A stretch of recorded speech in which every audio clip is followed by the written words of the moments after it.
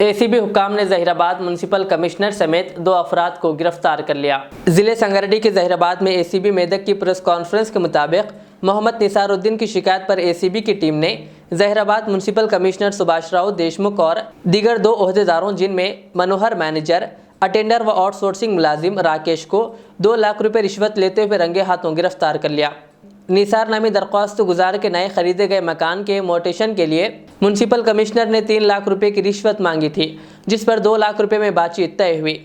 शिकायत कुनिंदा मोहम्मद निसारुद्दीन ने कमिश्नर के अटेंडर को कल ये 2 लाख रुपए रकम हवाले किया, जिस पर एसीबी के हुक्काम ने कार्रवाई करते हुए म्युनिसिपल कमिश्नर के अटेंडर को रंगे हाथों पकड़ लिया।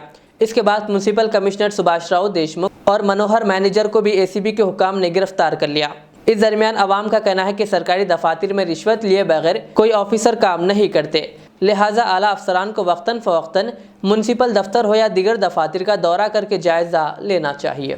हमें तो अभी तक मेरे ख्याल से 5-6 महीने का वक्त गुजर गया इसमें, तो इसके दरमियान में मेरी कमिश्नर से, मैनेजर से रोज़ाना इतना आता था कि म्यूनसिपालिटी के मैं समझता हूँ चपरासी से लेके बड़ा हायर ऑफिसर तक सब मुझे जानते हैं। तो इसके बाद ये हुआ कि मुझसे एक ब्राइब पूछा गया 1 लाख का, तो मैं उसके लिए राज़ी हो गया। तो उसके बाद ये हुआ कि मैं यूं ही मैं देखता हूँ कि अगले वाला कुछ और ज़्यादा अमाउंट दे दे के असेसमेंट और मोटेशन अपने नाम पे कर लेता है, फिर वो अर्जी वहाँ पे SRO ऑफिस के पास दे देता है। तो फिर मैं वहाँ पे जाने के बाद क्या किया, SRO ऑफिस में 1000 रुपये की चालान भर के मैं क्या किया, प्रोटेस्ट पिटीशन दिया वहाँ पे। फिर एक कॉपी क्या किया, मैं SI के पास यहाँ पे दिया जहीराबाद में। तो उन्होंने ये कहा कि हम इसके बारे में क्या है तहकीक करेंगे, पहले क्या है म्यूनसिपालिटी का असेसमेंट मोटेशन दुरुस्त करके आएंगे।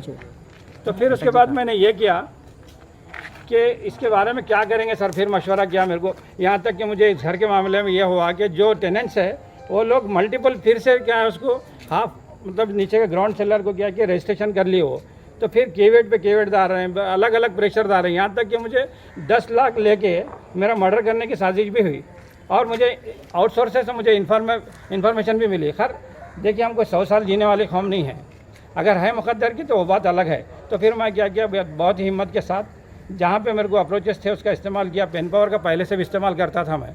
फिर मैं क्या किया हुआ, तो इनकी जब डिमांड मुझे 3 लाख की हुई तो 3 लाख पे मैं फिर क्या किया, कमिश्नर साहब से मिला। कमिश्नर साहब से मिलने के बाद उन्होंने क्या किया, देखो 3 लाख रुपए दीजिए, खामोशी से दे दीजिए। मैं इनको मैनेजर को रेफरेंस किया हो, मैनेजर क्या किया वो, तो फिर उनके सबॉर्डिनेट्स को करते गए। तो फिर मेरे पास उतने पैसे भी एक साथ नहीं थे, तो जिसकी वजह से क्या हुआ, मुझे थोड़ा सा पैसे जमा करने में वक्त लग गया। ये मेरे ख्याल से मैं 19/9/2022 को मैं ये एप्लीकेशन दिया था।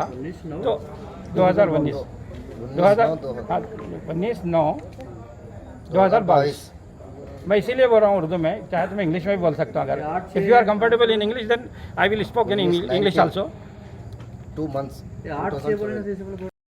जैसे ही मैं ये कंप्लेन मैं वहाँ पे दिया, उसके बाद 3 लाख पूछे, 3 लाख के बाद फिर 2.5 लाख में कंसेशन कर लिए। कंसेशन करने के बाद ये हुआ कि मुझे फाइनली आज ये हुआ कि 2 लाख में तुम्हारा काम कर देंगे बल्कि बोले। तो फिर मैं क्या किया, 2 लाख रुपए दे के मैं ये जो मिशन था उसको सक्सेस कर दिया उसको। बहरहाल हम आपसे और जहीराबाद की गयूर अवाम से हम ये मुतालबा करते हैं कि जहाँ पर भी ज़्यादती, जुल्म, करप्शन है तो उसके ख़िलाफ़ हम आवाज़ उठाना, हमारा शहर, हमारे लोग, हमारी जो कॉन्स्टिट्यूंसी जो है ये इतनी साफ़ होना चाहिए कि कोई भी गरीब आदमी, मैं यहाँ पे देखता था कि जो लोग चप्पल पे आते थे वो लोग क्या करते थे, यहाँ पे आने के बाद पैसे लेके आके देते थे डबल, जिनकी हैसियत उनकी शूज़ पहनने की नहीं है, वैसे लोग मैले कुचले कपड़ों पे 6-6, 8-8 महीने से फिर रहे हैं।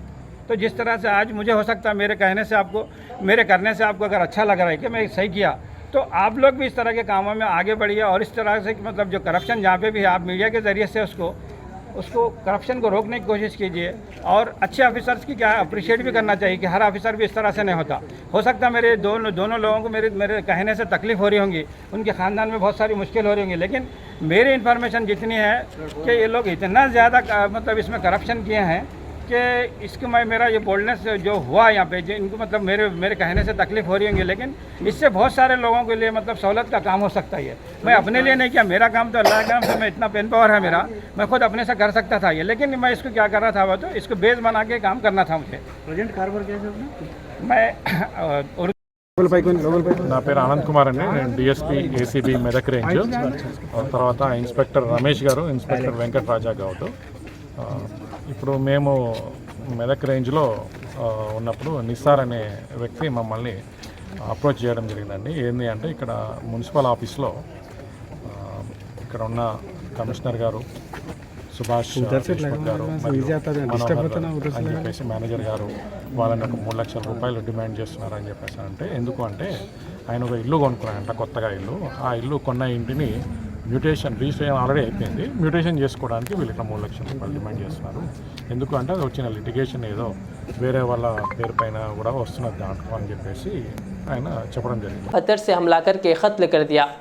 इतला मिलने पर फलकनुमा डिवीज़न एसीपी शेख जहांगीर ने चंद्रायनगुट्टा पुलिस के हमरा पहुंचकर मुकाम वाक़े का मुआयना किया और केस दर्ज करते Al Riyaz tours and travels नज़द Riyaz health care clinic Mustafa Nagar Falaknuma Hyderabad air ticketing international और domestic visa endorsement immigration passport दाखिल करने में ताउन विजिट वीजा और उम्रा वीजा के लिए हमसे रब्त करें।